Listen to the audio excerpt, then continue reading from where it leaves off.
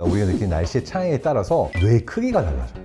우리가 항상 똑같은 뇌 크기를 가지고 있다고 알려져 있잖아요. 사실 우리의 뇌 크기가 살면서 계속 변합니다. 사람들이 찾아낸 하나의 아주 커다란 요인이 있었어요. 그 요인은 바로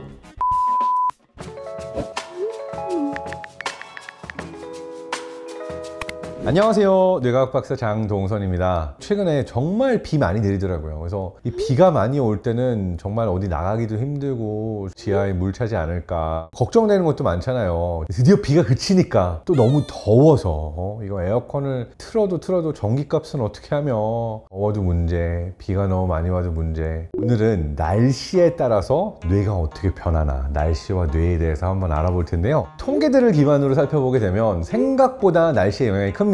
일단 범죄 관련 통계를 보게 되면요, 압도적으로 7, 8월 아주 더운 날씨에 폭행, 살인, 폭력 범죄가 늘어난다고 해요. 우리 자신만 해도요, 날씨가 엄청 덥고 푹푹 찐다, 짜증 지수가 올라가죠. 불쾌감이 올라가죠. 뭔가 누가 조금만 건드려도 그냥 욱 하면서 내가 감정적인 반응을 보일 수도 있겠다 상상해 볼 수 있을 텐데, 자, 그럼 구체적으로 왜 비 오는 날 또는 흐린 날 더 삭신이 쑤시고 허리야, 무릎 아프다 이런 증상이 나타날까요? 요거는 기압으로 설명이 됩니다. 그러니까 우리가 누가 기분이 나쁘면 쟤 저기압이야 얘기를 하죠. 실제로 저기압이 우리 몸에 영향을 많이 끼쳐요. 기압이 낮아지면 어떤 일들이 일어날까? 우리가 호흡을 하고 숨을 쉴 때 기체 상태로 존재하는 산소가 액체에 녹아들어야 되잖아요. 기압이 높은 상태여야 되고 산소가 많으면은 아무래도 혈액에 이 산소가 공급이 되는 게 원활하겠죠. 근데 저기압 상태고 산소 포화도가 낮아지게 되면은 산소를 혈액에다 넣는 이 과정 자체가 조금 더 어려워질 수가 있어서 산소 포화도가 낮아지는 그러한 현상이 일어나고, 그러면 그거는 무엇을 의미하느냐, 왜 산소 공급이 원활해야 되냐? 우리 몸에서 근육도 그렇고 온몸의 세포들이 에너지를 쓰기 위해서는 산소 공급이 이루어져야지만 에너지를 쓸 수가 있는데, 저기압 상태로 인해 가지고 혈류나 이 혈압에도 변화가 생기면은 우리가 말하자면 몸 상태가 찌뿌둥해지기도 하고 에너지가 좀 줄어든다라고 하는 걸 전반적으로 볼 수가 있습니다. 근데 사실은 우리가 느끼는 날씨의 차이에 따라서 훨씬 더 큰 변화들이 일어납니다. 놀라운 변화 하나 말씀드릴까요?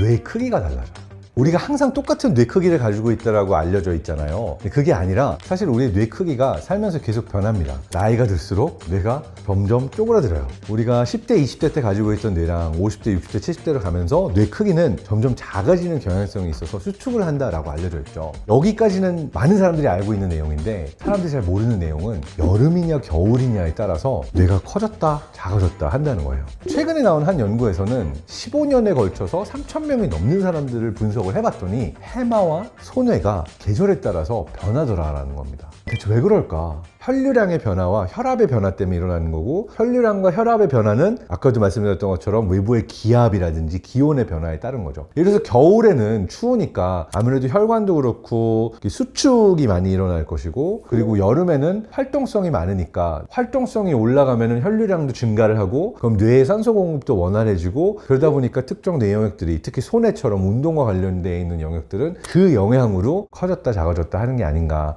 이게 어쨌든 기억해 두시면 좋을 포인트긴 해요. 우리 뇌가 항상 똑같은 크기로 타고난 기계 그대로 쓰는 게 아니라 되게 많이 변합니다. 나이가 들수록 변하기도 하고요, 여름이냐 겨울이냐에 따라 변하기도 하고요, 가장 큰 변화는 많이 쓸수록 더 두꺼워지고 커진다라고 하는 것도 중요한 포인트예요. 예를 들어서 프로페셔널 체스 플레이어들이나 바둑 플레이어들 대상으로 연구한 게 있는데, 내가 진짜 많이 생각하고 기억하고 이 뇌를 많이 쓰면 쓸수록 해마 영역이 두꺼워지기도 합니다. 그러면은 우리가 여기서 한 걸음 더 가서 한번 상상해 볼까요? 여름이냐 겨울이냐에 따라서 뇌가 더 크고 작고 뭐 이런 차이도 있다고 하는데, 그러면 봄 여름에 태어난 사람과 가을 겨울에 태어난 사람의 뇌 차이가 있을까? 이거 언뜻 들으면은 별자리기 같기도 해요. 가을에 태어났어? 처녀자리야? 너는 뭐 성격과 운명과 뭐 이 다르다 이렇게 설명하는 것 같죠. 자, 이건 분명히 비과학이지만 실제로 조현병 증상을 보이는 사람들은 11월부터 2월 사이에 태어난 사람들의 경우가 여름에 태어난 사람들보다 조현병이 일어날 확률이 더 높다라고 하는 연구 결과를 스위스의 모리츠 트라머라고 하는 교수님이 발표하기도 했고, 어떤 계절에 태어났는지에 따라서 신체 성장률도 다르거든요. 있거든요. 예를 들어서 일반적으로 알려진 게 12월에 태어난 아이들이 여름에 태어난 아이들보다 발육이나 성장 속도가 어느 특정 나이대까지는 좀 느린 뭐 이런 것들도 보여요. 그래서 우리가 뭐 어떤 달에 태어났느냐가 뭐 어떤 별자리를 가지고 있느냐가 우리의 운명을 결정짓는다 이렇게 이야기하기는 어렵지만 어느 달에 태어났느냐가 확률적으로 통계적으로 볼 때 더 예민한 뇌를 가졌을지 아니면은 병이나 아니면은 질환에 더 취약할지를 영향을 줄 수는 있다라고 하는 것들을 볼 수가 있습니다. 자, 근데 여기서 조금 더 궁금증을 가진 사람들은 질문해 볼 수 있어요. 근데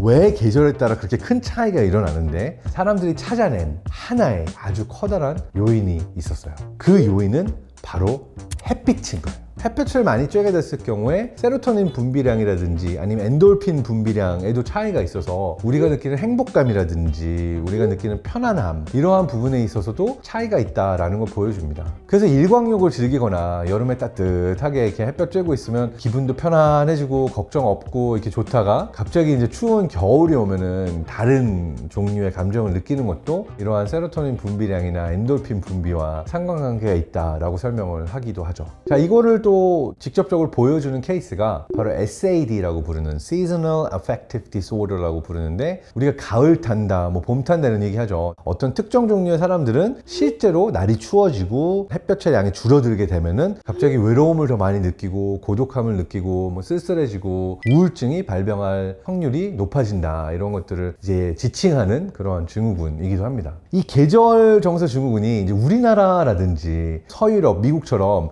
비슷한 위도의 그 위치에 있는 국가들에서 조금 더 많이 보여요. 어떤 국가들이냐면은 이 사계절이 좀 뚜렷한 나라들인 거죠. 반면에 이런 계절 정서 증후군은 적도 근처에서 항상 따뜻한 나라의 경우에서는 잘 관찰되지 않고, 자, 그렇다면 이 북부 스칸디나비아 지방의 사람들은 우울증을 더 많이 느낄까요? 햇볕도 많이 들지 않고 그다음 날도 맨날 추워. 더 이런 계절 정서 장애라든지 우울증이 더 많아야 되는 거 아니야? 의외로 또 그렇지는 않다라고 합니다. 일부 과학자들은 뭐로 설명하냐면은 스칸디나비아 사람들은 엔돌핀이 많이 나오고 세로토닌이 많이 분비될 수 있는 그러한 자기들만의 방법을 찾아냈어 이렇게 얘기하는 거죠. 그 방법이 뭐냐? 바로 사우나입니다. 뜨뜻한 데서 이렇게 막 땀을 흘리고, 그리고 나서 또 냉탕에 들어가 가지고서는 차가운 물에 이렇게 몸을 식히고 온탕과 냉탕을 왔다 갔다 하고 땀 흘리고 하는 이 사우나가 엔돌핀 분비를 촉진시키고 세로토닌 분비를 촉진시키고, 그러니까 이들은 삶의 지혜로 날씨는 좋지 않지만 사우나라는 걸 개발해 가지고 즐기면서 내 뇌가 필요로 하는 엔돌핀과 세로토닌 분비를 만들어낼 수 있는 또 다른 방법을 발견해냈다. 근데 여기서 조금 더 깊이 들어가서, 그럼 사우나 안 즐기고 추운 데 있는 사람들은 뭐 우울해야 되는 거 아닌가? 라고 했을 때 이 우울감과 계절 정서 장애를 불러오는 것이 단순히 외부의 날씨나 이 기온만은 아니다 라는 걸 보여준 연구가 또 있었죠. 미국 스탠포드 대학교의 카리 라이보비츠라고 하는 이 심리학자는 스칸디나비아 지역에 몇 달 동안 가가지고 자기가 지내면서 겨울 마음 자세 설문이라는 걸 만들어요. 남쪽, 그러니까 사계절이 좀 뚜렷한 쪽에 있는 사람들이 겨울을 대한 태도랑 아싸리 북쪽에, 북극 근처에 있는 사람들이 겨울을 대하는 태도가 차이가 있다는 걸 관찰해요. 그러니까 똑같이 추운 겨울인데 이 추운 겨울 가지고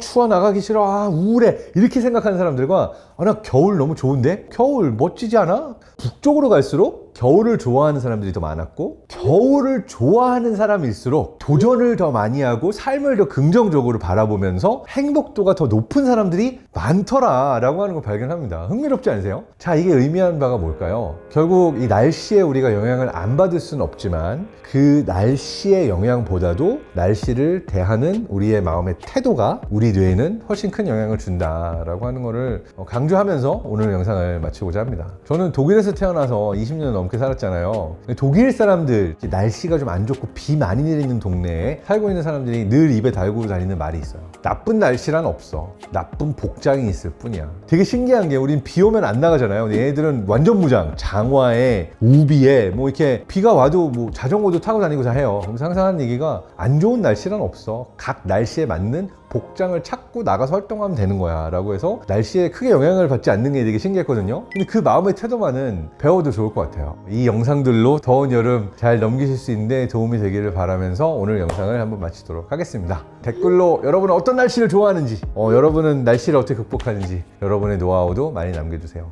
감사합니다.